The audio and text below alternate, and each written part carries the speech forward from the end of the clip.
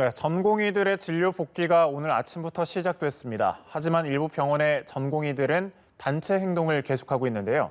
서울대병원에 나가 있는 취재기자 연결해서 알아보겠습니다. 이진우 기자. 네, 서울대병원 앞에 나와 있습니다. 이 병원을 포함해서 집단휴진에 참여한 전공의들이 오늘 오전 7시부터 업무에 복귀하고 있습니다. 의대 증원은 정부의 4대 의료정책에 반발해 집단휴진에 들어간 지 19일 만인데요.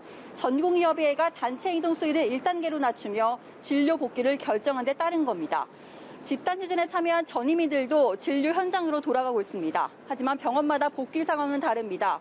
이곳 서울대병원과 서울아산병원, 삼성서울병원 전공의들은 모두 업무에 복귀하고 있습니다. 서울성모병원은 가톨릭 중앙의료원 산하 8개 병원 전공의들도 복귀하기로 했습니다. 하지만 일부 병원에선 정부의 4대 의료정책 철회 때까지 단체 행동을 계속해야 한다는 움직임이 있습니다.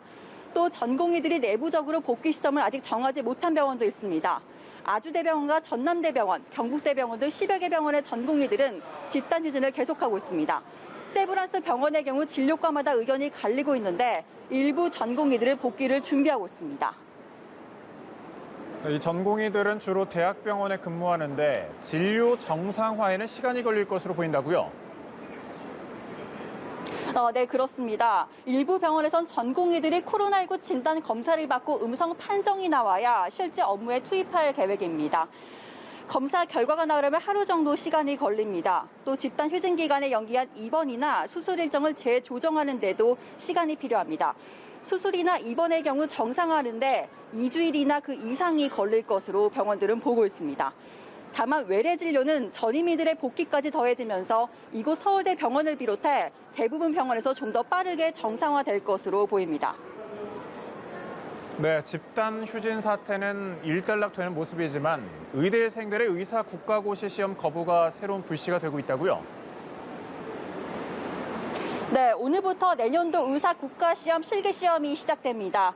정부가 그제까지 응시 시간을 연장했는데 응시 대상 의대생 3,172명 가운데 14%만 신청했습니다. 86%가 시험을 거부한 건데요. 의사협회는 응시 거부자에 대한 구제를 정부에 요구하고 있습니다.